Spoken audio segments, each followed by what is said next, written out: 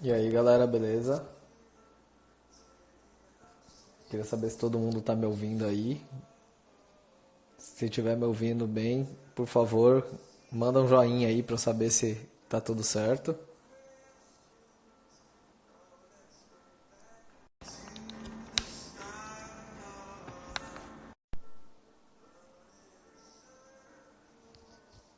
Boa tarde, parceiro, beleza?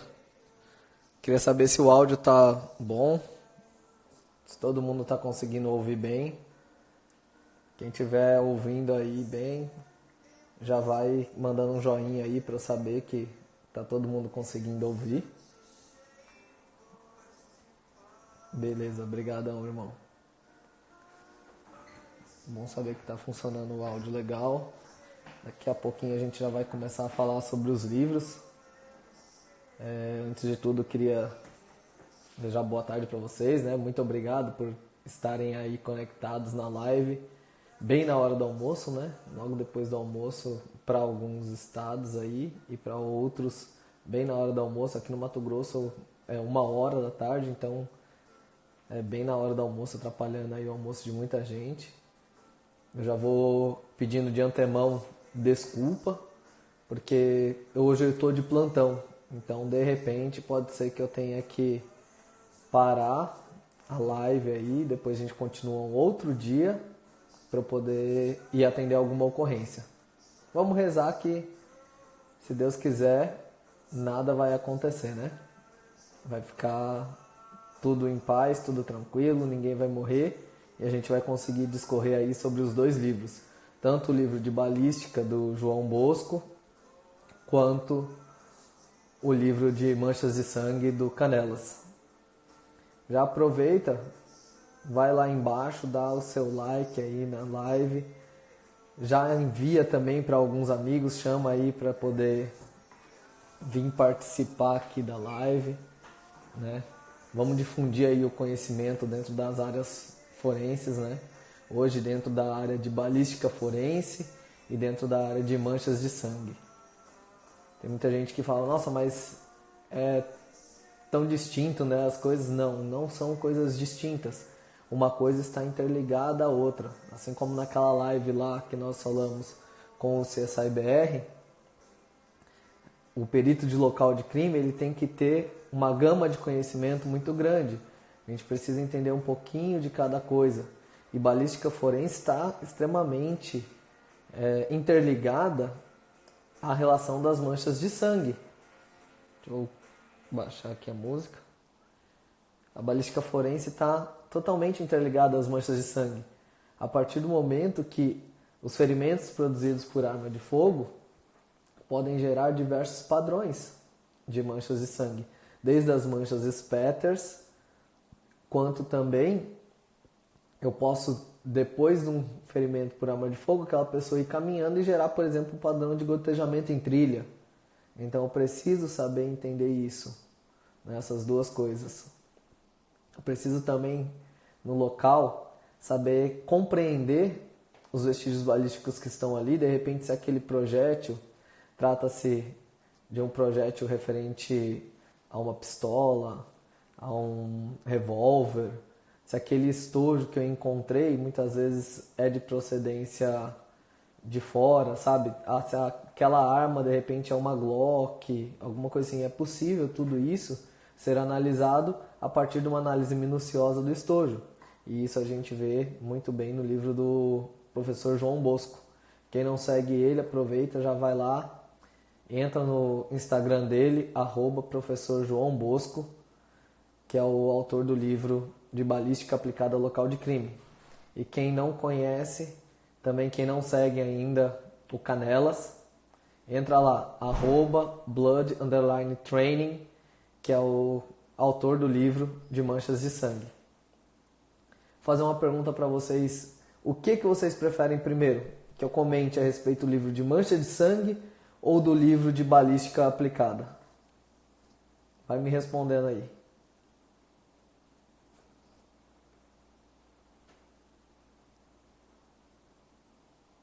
Manda aí mensagem, gente.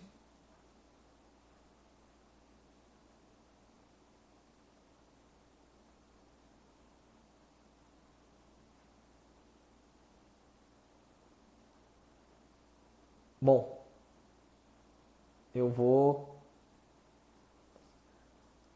Tem aqui... Todo mundo aí tá só querendo saber de mancha de sangue, então vamos começar aí pelas manchas de sangue, né? Se é o desejo da maioria, vamos falar a respeito das manchas de sangue, tá? Então, dentro do livro do Canelas, o livro de manchas de sangue aqui, que foi escrito pelo perito criminal federal Antônio Canelas Neto, o livro ele começa aqui dando um breve histórico a respeito das manchas de sangue. Ele fala aí que não é uma ciência nova, já é uma ciência aí que tem mais de 100 anos, né? É uma ciência já antiga e com o tempo foi sendo desenvolvido várias coisas. Foram sendo aprimoradas as técnicas, né?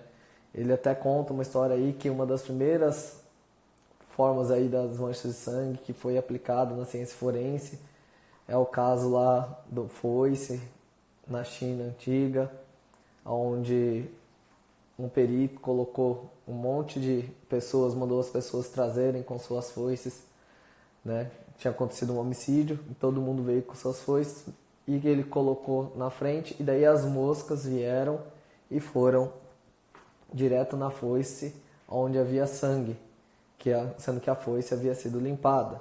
Então aí é um dos primeiros estudos sobre mancha de sangue, que a gente sabe que existem moscas hematófagas, né? E inclusive elas produzem, quando elas pisam no sangue, elas encostam ali no sangue e vão para a parede, alguma coisa do tipo, elas produzem um padrão específico, né? E você consegue diferenciar esse tipo de padrão dos demais padrões. Muitas vezes, se você não, um olhar desatento, aquela mancha muitas vezes parece uma mancha impactada, uma mancha spatter. Mas quando você observa os bordos irregulares, o formato, ela não tem muitas vezes a cauda, e isso daí faz com que você consiga diferenciar ela de uma mancha spatter. Então tá, ele começa com o histórico, né? Daí, quando a gente fala a respeito da história das manchas de sangue, é muito importante a gente ter em mente o Pietrovsky. O Pietrovsky foi um dos estudiosos que começou a analisar o formato das manchas, né, o mecanismo de geração, e ele fazia um experimento muito simples, que ele colocava ratos, cobria a sala com papel, colocava ratos e ele pegava esses ratinhos e batia com o martelo na cabeça dos ratos. E daí ele ia analisando os padrões das manchas que eram produzidos ali. Essa daqui é a imagem do experimento do Pietrovsky. Ele batendo e daí analisando esses padrões, essas formas, dessas manchas. Daí, ao longo do tempo, foram surgindo diversos outros autores, né? E foram criando-se organizações. Hoje nós temos a IABPA, que é a Associação Internacional de Analistas de Manchas de Sangue, onde eu sou membro também da IABPA, depois que eu me certifiquei no curso do Canelas.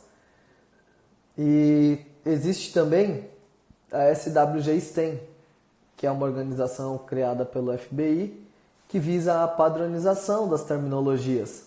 Inclusive, no mundo inteiro é utilizado o mesmo tipo de terminologia. Por isso que é importante aqui no Brasil a gente começar a padronizar essas terminologias. Estão me perguntando aqui um livro de medicina legal para concurso. Eu indico o livro do Paulo Enio, Medicina Legal e Criminalística, tá? Você entra lá no perfil dele, @pauloenio, e daí você consegue maiores informações a respeito do livro. Mas é um livro da editora Millennium, então se você entrar no site da editora Millennium, você também consegue adquirir esse livro, tá bom? Voltando aqui para a parte das organizações, a gente tem a SWG-STEM que visa aí a padronização das nomenclaturas. E isso que a gente vem trazendo agora para o Brasil. O Canelas foi aí um pioneiro nisso, né? Ele está tentando aí introduzir essas nomenclaturas que são utilizadas no mundo inteiro. Só no Brasil que a gente acaba muitas vezes querendo traduzir muitas coisas, e a língua brasileira é uma língua muito rica, né? Então você pega, por exemplo, para spatters, manchas spatters. A galera pega e traduz como salpico, respingo e diversas outras coisas. Então, por isso que é importante a gente ter uma nomenclatura padrão. Então, o Canelas preconiza que seja o ideal a gente utilizar como spatters mesmo, que é o que até o japonês, o árabe, todo mundo que analisa. Opa, beleza, Bruno? Entrou aí outro colega nosso aí, outro perito Emiliano. Muito obrigado pela presença, perita Isabela. Muito obrigado pela presença aí, todo mundo. Temos aí peritos do Brasil inteiro aí participando da nossa live. Valeu mesmo, muito obrigado pela presença, galera. Então, qualquer lugar do mundo que você for, vai utilizar a mesma nomenclatura, seja o Japão, seja... Pô, perito com medo de sangue é pra acabar, hein? Ó, colegas da Polícia Civil também entrando aí. Prazer em ter vocês aqui. Seja no Japão, seja nos Emirados Árabes, seja qualquer lugar, eles vão utilizar a mesma nomenclatura. Então não tem o porquê o Brasil fugir do cenário internacional, né? Então por isso que é importante a gente padronizar essas nomenclaturas também dentro do território nacional, seguindo as nomenclaturas propostas pela SWG-STEM e pela IABPA. Dentro do mundo tem diversos institutos de manchas de sangue. No Brasil, infelizmente, nós ainda não temos um instituto de mancha de sangue. Eu acredito que agora, gente, com esses analistas que foram formados e outras turmas que vão se formando, vai ser possível a gente, talvez no futuro, criar um instituto de manchas de sangue.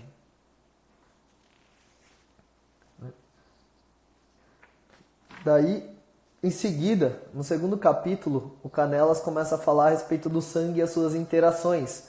E daí, nesse capítulo, ele ressalta coisas que são extremamente importantes para o perito no local de crime. A gente precisa entender um pouco de como se dá o efeito de coagulação, o efeito de secagem do sangue, para daí a gente poder pegar e entender se aquele sangue muitas vezes é recente ou não no local, né? É importante também a gente saber, na questão do processo de coagulação do sangue, a gente pode ter um crime igual já aconteceu na história, um caso de uma moça que foi morta, colocaram na banheira e depois encheram de água.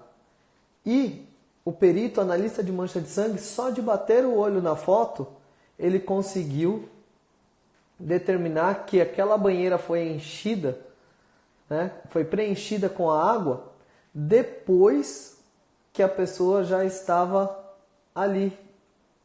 Então ela já estava sangrando antes, possivelmente já morta, quando encheram depois a água. E por quê? Tudo isso por conta do processo de hemólise do sangue, a entrada de água, né, a entrada de um líquido ao ponto de romper a célula do sangue, romper a hemácia.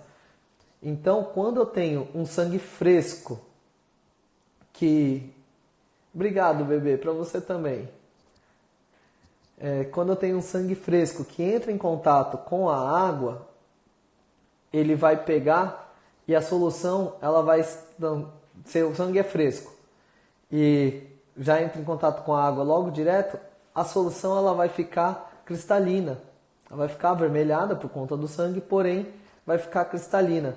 Entretanto, se eu já tenho um sangue que já iniciou o processo de coagulação ali, ele já está no processo um pouco mais avançado de coagulação, e eu coloco a água, ele não vai entrar de forma tão abundante. Então aquela solução ela vai ficar meio turva, meio opaca. Então eu consigo determinar essa cronologia. Paulinho tem medo de sangue, por isso que ele quis fugir da vida e foi para o trânsito. Características que são importantíssimas dentro das propriedades do sangue, quando a gente vai fazer o estudo das manchas de sangue, é quando a gente fala a tensão superficial, a adesividade e a capilaridade e também a molhabilidade. Vou explicar o que são cada um desses conceitos. A tensão superficial é aquela tensão que nós temos na superfície do líquido, no caso que estamos estudando o sangue. Então são as forças que mantêm o sangue de forma coesa. Então por isso, devido à tensão superficial, que o sangue ele tem a tendência de formar sempre uma esfera, manter as partículas ali juntas, todas juntas, de forma a se formar uma esfera. Então quando o sangue ele acaba saindo, ele acaba querendo formar a esfera. São as ligações iônicas, as forças de Van der Waals, tudo isso gera a tensão superficial. Ó, Paulinho mandando bem na química, hein? E isso vai variar, né? Dependendo do tamanho da mancha, é mais fácil, do tamanho da gota, se for uma gota maior, é mais fácil de você romper essas forças. Né? Quando eu falo, aqui eu tenho a imagem da tensão superficial, que são essas forças aí tentando manter a integridade do líquido. E elas também ajudam na questão da capilaridade e na adesividade, que é o quanto que eu tenho aí que eu consigo, na questão da capilaridade, o quanto que esse líquido, por exemplo, vai acabar correndo ali. Inclusive essas forças, a força de capilaridade, por exemplo, me garante que o líquido pode ir num sentido contrário à força da gravidade. Por exemplo, eu tenho um sangramento na barriga, no peito, a pessoa está com uma camisa, com uma veste. A força da gravidade me diz que o sangue vai escorrer para baixo. Entretanto, devido à capilaridade do tecido e essa adesividade do sangue na superfície, eu posso pegar e acabar tendo um subir. É como funciona, por exemplo, os exames de cromatografia em camada delgada. Nada mais é do que devido a essas forças aí de capilaridade da superfície. Né? E a questão da molhabilidade da superfície. Essa questão da molhabilidade é um conceito inovador que o Canelas trouxe para dentro daqui do livro, dos estudos, que ele fala que quanto maior a molhabilidade da superfície, mais vai ficar espalhada essa mancha de sangue. E quanto menor a molhabilidade, mais redonda vai ficar essa mancha de sangue. O porquê isso? A molhabilidade vai interferir na questão da tensão superficial, na capilaridade. Então, se eu tenho uma elevada molhabilidade, eu consigo espalhar mais essa mancha de sangue. Esse conceito aqui, ó. Eu tenho uma elevada molhabilidade e eu tenho uma baixa molhabilidade. Quando a superfície ela não consegue absorver aquele sangue de uma forma muito grande, a molhabilidade dela é muito baixa, a tendência é que as forças de tensão superficial ajam de forma mais pronunciada e com isso o sangue vai ficar mais esférico. Eu tenho aqui um experimento onde eu tenho uma elevada molhabilidade e uma baixa molhabilidade. É a mesma lâmina de alumínio, só que um lado eu tenho tá sem óleo e do outro lado foi passado óleo. Você pode ver que até aqui, no encontro entre as lâminas, da lâmina aqui, onde tinha óleo e onde não tinha, a tendência foi o sangue escorrer para o lado onde não tinha óleo. Porque ele vai sempre tentar formar uma esfera.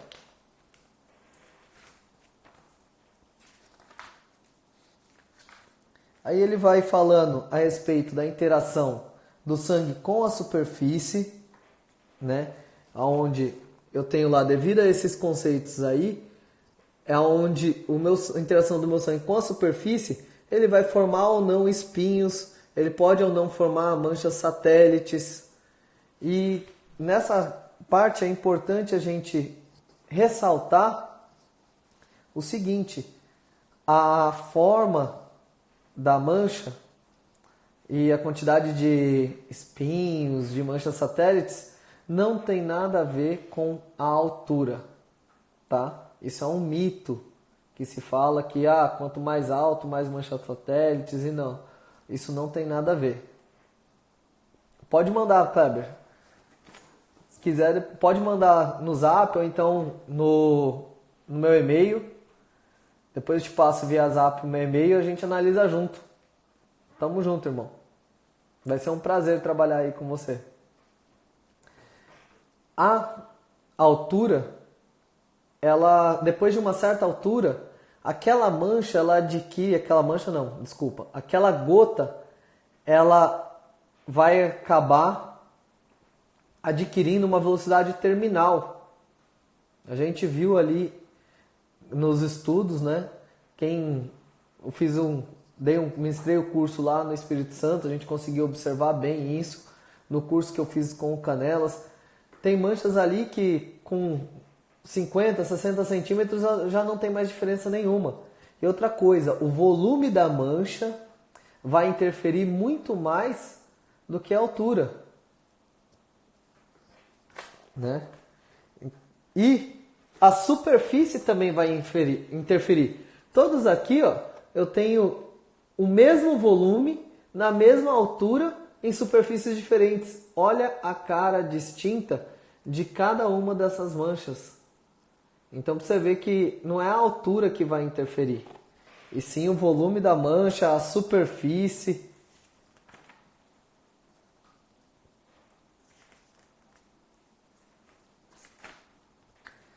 Logo em seguida, a gente tem que pensar também na questão da mancha, que o seguinte: gotas maiores vão viajar mais, elas têm mais peso, elas conseguem adquirir aí uma maior distância na trajetória que ela vai percorrer. Então as gotas menores, elas vão ficar sempre mais próximas do local ali, da minha área de origem, em relação às minhas gotas maiores. Tá?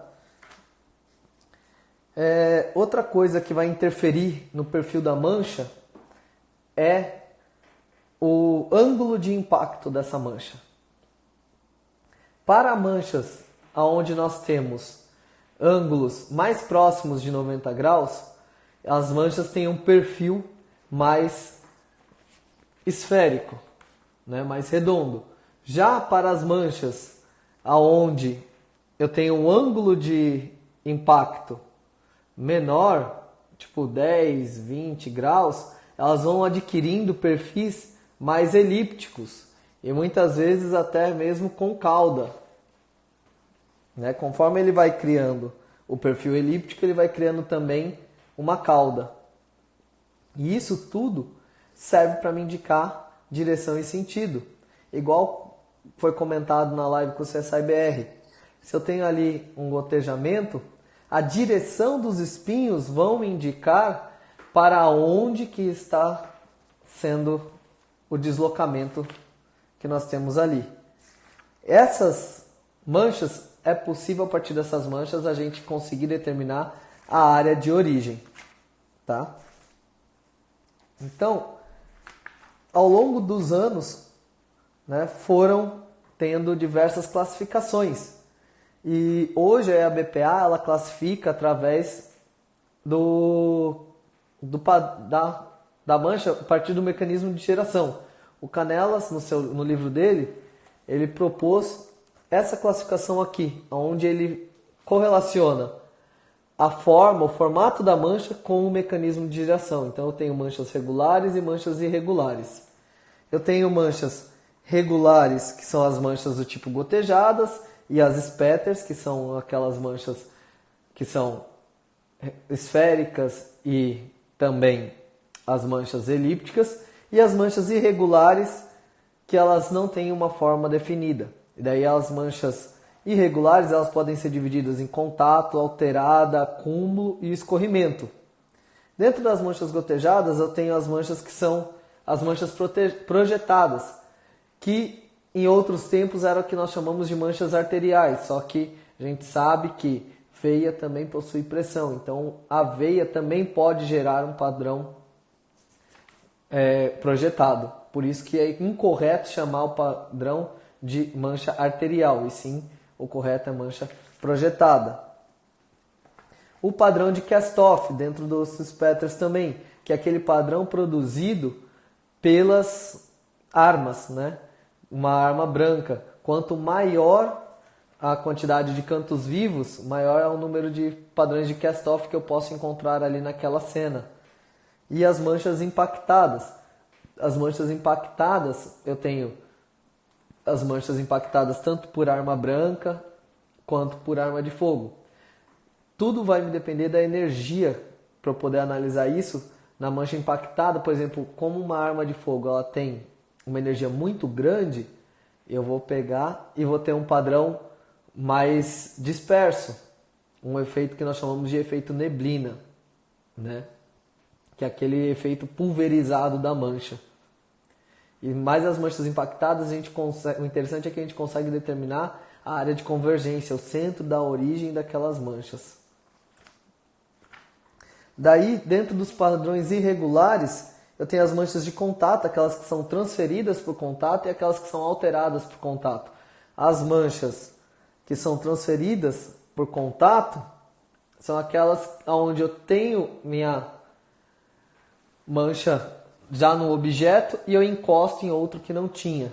E aquelas que são alteradas, por exemplo, eu tenho uma superfície com sangue, de repente eu encosto a mão e eu altero o formato daquela mancha. Realmente, Regis, concordo com você que o Kerstoff é uma das manchas mais difíceis de se perceber numa cena de crime. O olhar tem que estar bem atento e muitas vezes esses padrões de mancha eles estão todos sobrepostos. Então você tem que tomar muito cuidado aí. Por isso que é importante e fundamental uma boa documentação da cena. Você bater muita foto da cena para depois muitas vezes você analisar no calor da sua casa. Né? Aqui é o que eu estava falando das manchas gotejadas, acho que dá para ver bem aí, a questão dos espinhos, ó. Aquele deslocamento devagar, tal, na hora que eu aumento a velocidade, os espinhos vão me indicar o sentido do deslocamento.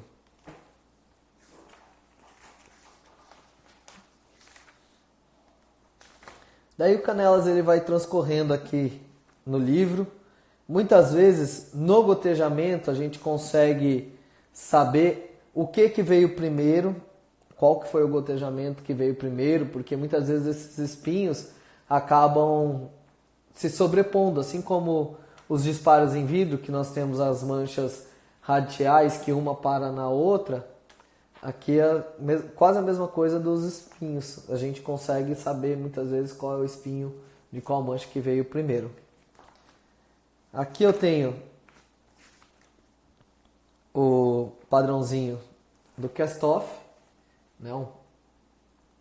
E o Kerstoff é muito importante porque além de muitas vezes ele me indicar qual que é o instrumento que foi empregado ali, as pessoas que quando estão agredindo o Kerstoff, ele muitas vezes do instrumento a mancha cai nas partes posteriores da veste e ele não se toca disso.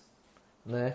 Cai numa meia, num sapato, alguma coisa assim, a pessoa não percebe. E são manchas muitas vezes muito pequenas.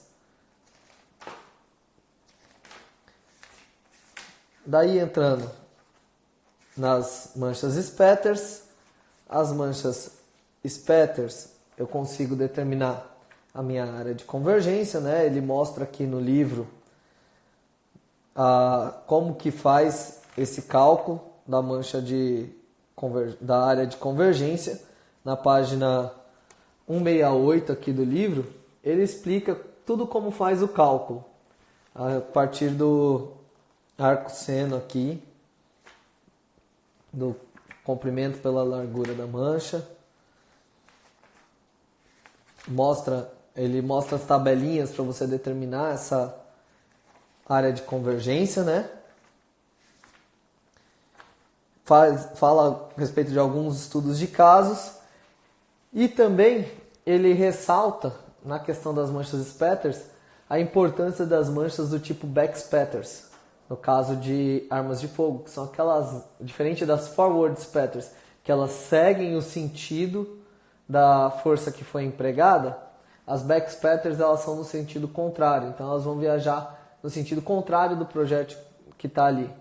E daí elas são manchas pulverizadas pequenininhas que muitas vezes voltam na veste, na mão, no braço de quem acabou atirando.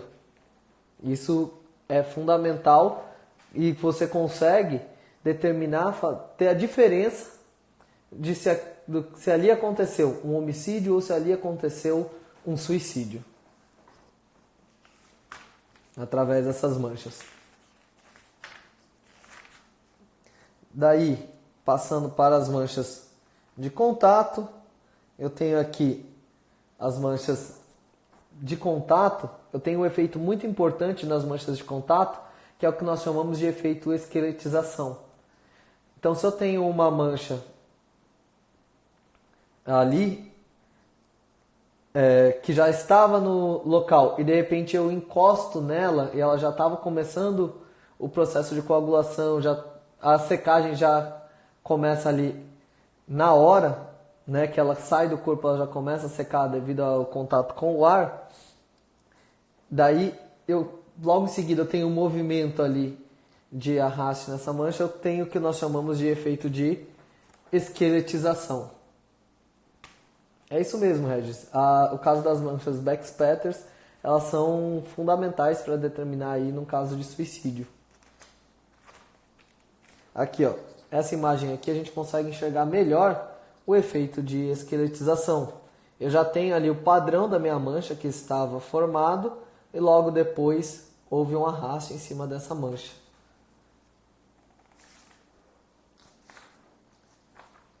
Nós temos o padrão de sombra dentro das manchas alteradas, que daí isso vai me indicar de repente uma cronologia, um objeto que foi retirado dali após o evento, ou até mesmo mudado de lugar dentro da cena. E as manchas, aqui ó, eu tenho um exemplo aqui de mancha de sombra. Você vê que ali tem um espaço de um pé que estava presente na cena. E isso é muito comum. E muitas vezes a gente consegue com isso determinar onde estava a posição do agressor na cena. Essa sombra. Tem as manchas diluídas por água, por saliva. E a saliva ela tem algo peculiar, que as enzimas da saliva acabam destruindo parte do sangue e daí a minha borda fica muito bem marcada. Em caso de chupa-cabra tem mancha de sangue? Oh, meu Deus do céu, eu vou me abster de dar uma resposta. É perito fanfarrão. Também pode ocorrer a diluição devido ao fluido espinhal, né, do cérebro. E as manchas de inseto. As manchas de inseto, se você observar bem ela, ó, tá aí bem próximo da câmera, ela até parece uma mancha spatter. Mas quando você olha mais atentamente, você vê que ela não é elíptica certinho. E a cauda dela ali também não é bonitinha. Por isso que eu consigo diferenciar. Né? É muito comum em locais onde a gente tem cadáveres já putrefatos, muitas vezes, é cheio de mosca. E daí nesses locais onde é cheio de mosca, quando você olha na parede, se o olhar for muito desatento, você olha e você acha que aquilo ali foi devido a manchas impactadas, a pessoa foi agredida e tudo mais. Só que quando você olha bem próximo, você consegue ver que aquilo não se trata de uma mancha regular, e sim de uma mancha irregular. Grande Michele, grande Amanda, ó, a gente tem peritos aí do Mato Grosso, Espírito Santo presentes, Ceará, aquele abraço, Minas Gerais. Muito obrigado aí pela presença na nossa live. E nós temos também aquelas manchas que são geradas por acúmulo e escorrimento. Dentro das manchas de acúmulo, elas podem ser um gotejamento de sangue sobre sangue, e devido ao sangue gotejar em cima da superfície que já tem sangue, isso faz com que a tensão superficial ela é quebrada. Rio Grande do Sul também presente, perito Kleber Miller. Isso mesmo, esqueci, me desculpe. Obrigado aí por relembrar. Opa, Instituto Exeto entrou aí com a gente. Obrigado pela presença. As manchas de sangue, eu tenho ali, ó, o sangue gotejando sobre o sangue, e na hora que ele bate, ele consegue romper a tensão superficial de tal forma que eu gero gotas pequenas ao redor daquela minha mancha, né, da minha mancha inicial, da minha mancha principal. Essas manchas é o que nós chamamos de manchas satélites, tá? E eu posso também, dentro das manchas de acúmulo, eu ter grande volume caindo de uma vez só. É o que nós chamamos de VQL, volume em queda livre, né? Isso também são manchas de acúmulo. E o interessante quando eu falo a respeito de manchas de acúmulo são o que nós chamamos de efeito splash. O efeito splash são essas coisas mais alongadas ao redor da mancha, né?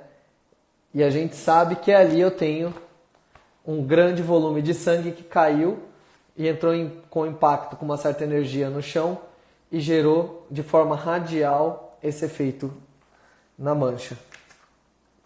Já quando eu tenho pequenas gotas caindo uma sobre a outra, eu vou gerar mais manchas satélites do que propriamente esse efeito splash. Esse efeito splash eu preciso de um volume considerável para poder conseguir fazê-lo, tá? E junto com ele vem também as manchas satélites, tá?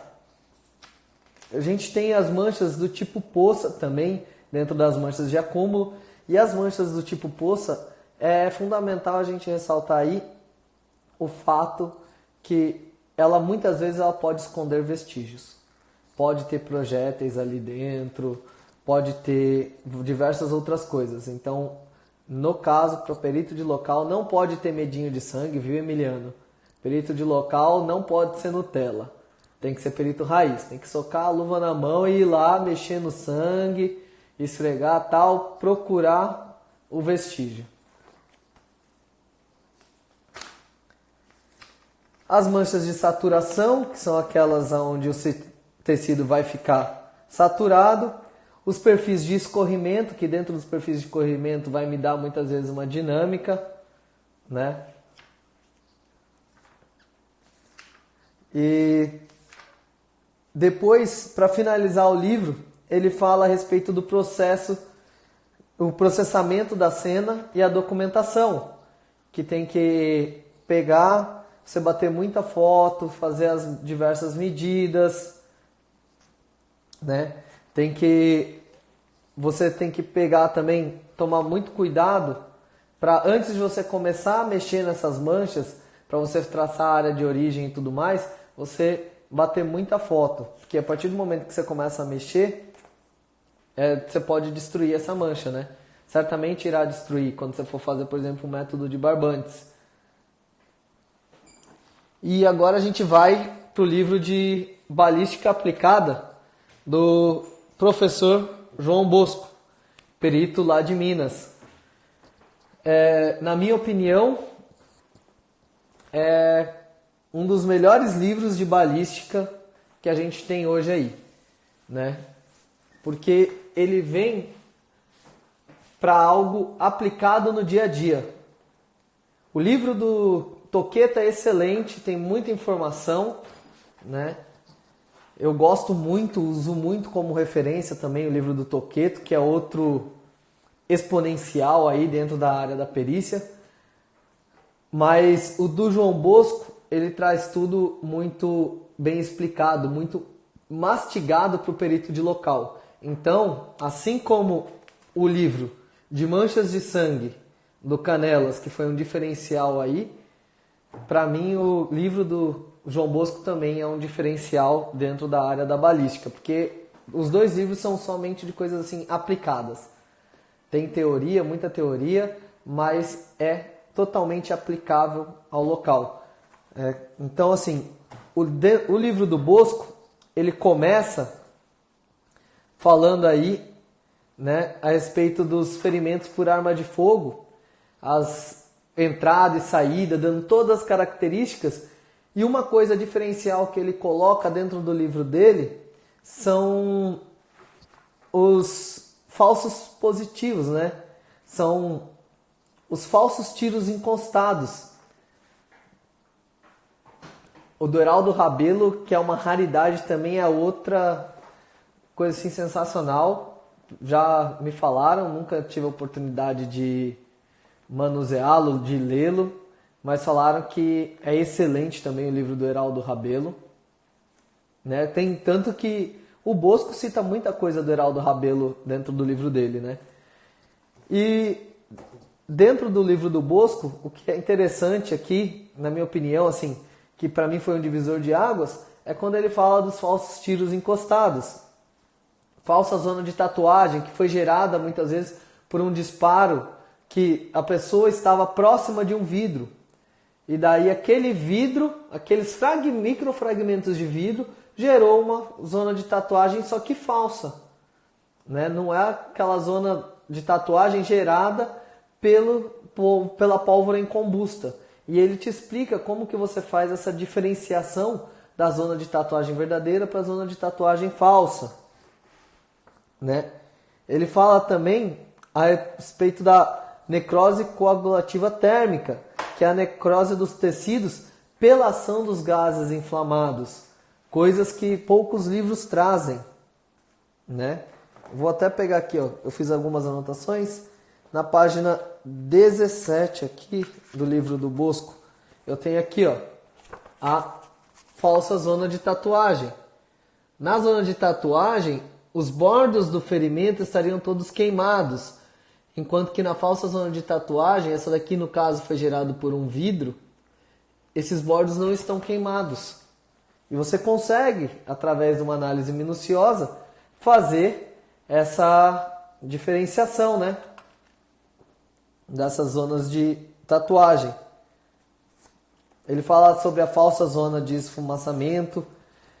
Logo em seguida, ele fala sobre as teorias da incapacitação balística.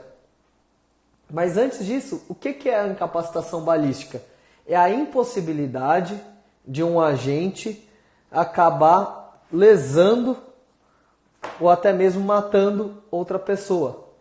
E daí ele fala das duas formas de você ter incapacitação balística. Seja por lesão de tronco encefálica, que é no sistema nervoso central, né? Se eu der onde a gente fala, o sniper ele treina para acertar aqui no terceiro olho. Por quê? Na hora que o projétil transfixar, ele vai chegar lá no sistema nervoso central e a pessoa desliga. E também eu tenho a hipovolemia, que é quando tem uma grande perda de sangue, né?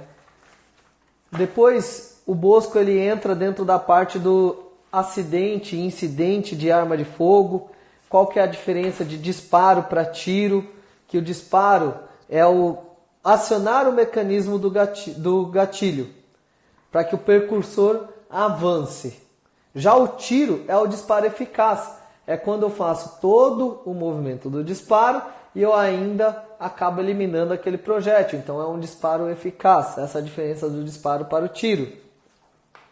E logo em seguida ele começa a explicar a diferença do tiro acidental para o tiro involuntário, o incidente de tiro e o acidente de tiro, né? O tiro acidental, ele não é muitas vezes quando não tem o acionamento de forma tradicional do mecanismo. Então, queda de uma arma, né? O fechamento da câmera acaba destruindo, uma munição avulsa que cai e acontece o tiro, né? Tem o tiro involuntário. O tiro involuntário é quando acontece o acionamento normal do mecanismo da arma, porém sem a intenção de produzir aquele tiro. Muitas vezes por imperícia, né? Por negligência. E o incidente de tiro, que é quando você interrompe a sequência de tiros, muitas vezes devido a uma pane de uma arma. E o acidente de tiro. O acidente de tiro é um pouco mais grave que o incidente de tiro, porque no acidente de tiro eu tenho um incidente que gerou dano, seja para a arma, seja para o atirador. Aí eu tenho o acidente de tiro. Em seguida, ele vai falar um pouquinho a respeito de balística terminal, lá pela página 56, né? Na página 56, ele vem aqui, ó, falar a respeito dos impactos, das características dos impactos por PAF. Daí, ele vai falar, dentro daqui, da onda de choque e a dispersão, né? A dispersão dos fragmentos. Então eu tenho, primeiro, a onda de choque. No momento do impacto é gerada uma onda de choque. E em seguida essa onda de choque provoca a dispersão dos fragmentos, gerando lá aquela câmara. E uma coisa que ele levanta aqui, que é extremamente importante de ser ressaltada, que é o ricochete de tiro. Depende muito do ângulo que entrou ali aquele tiro. Dependendo do ângulo, dependendo da inclinação, você tem o ricochete de tiro. E isso independe da superfície, gente. É possível você ter ricochete de tiro até mesmo na água. Só procurar no YouTube, você vai encontrar, tem um vídeo no YouTube mostrando um rapaz com fuzil dando tiro na água com uma munição traçante, e daí você consegue ver perfeitamente essa munição, ela entra com um ângulo baixo e daí ela dá um ricochete. E diferente do que muita gente acredita, no ricochete não necessariamente o ângulo vai ser o mesmo, o ângulo de entrada em relação ao ângulo de saída. Se eu tenho, muito varia da superfície. Se eu tenho uma superfície dura, pode ser que esse ângulo, geralmente esse ângulo ele vai ser menor. O ângulo de saída é menor do que o ângulo de entrada. Por quê? Grande parte da energia daquele projétil ela vai se perder, vai transferir para o anteparo, e daí isso me gera um ângulo de saída menor. Já se eu tenho uma superfície macia, o ângulo de ricochete, o ângulo de saída do ricochete pode ser até maior. Por quê? Na hora que ele bate, por exemplo, no caso da água, se você procurar lá no YouTube, você vai ver esse vídeo onde o ângulo de saída ele é maior. Porque devido à superfície macia, na hora que ele entra, ele tem uma certa dificuldade para entrar, e daí nisso ele vai empurrar a superfície, gera-se uma rampa, e daí nessa rampa ele acaba gerando um ângulo de saída maior do que o ângulo de entrada. Então é mito essa história aí que no caso de um tiro, num disparo, o ângulo de saída sempre vai ser igual o ângulo de entrada sempre vai ser igual ao ângulo de saída.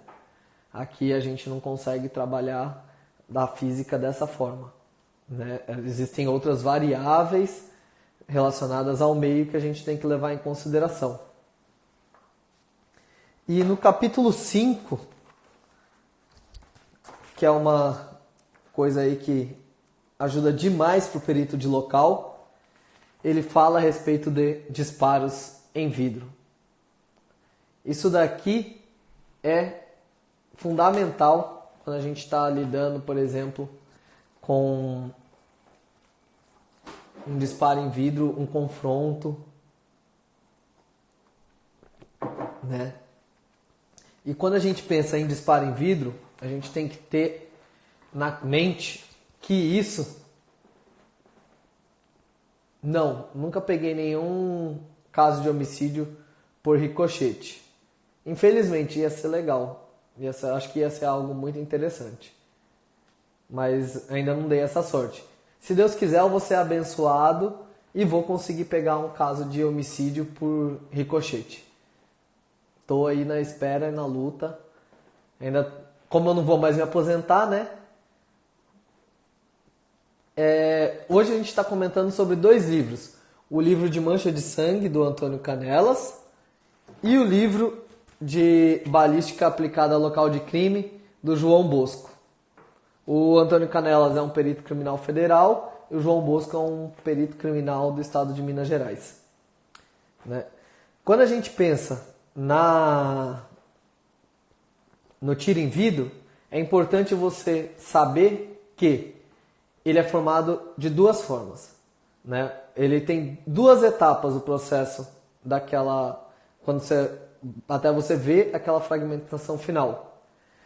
O primeiro se forma a fratura radial e depois são formadas as fraturas concêntricas. Então a energia do projétil, na hora que ela entra, ela vai provocar fraturas radiais e logo em seguida são formadas as fraturas concêntricas. E isso é extremamente fundamental para eu poder determinar uma cronologia de disparos.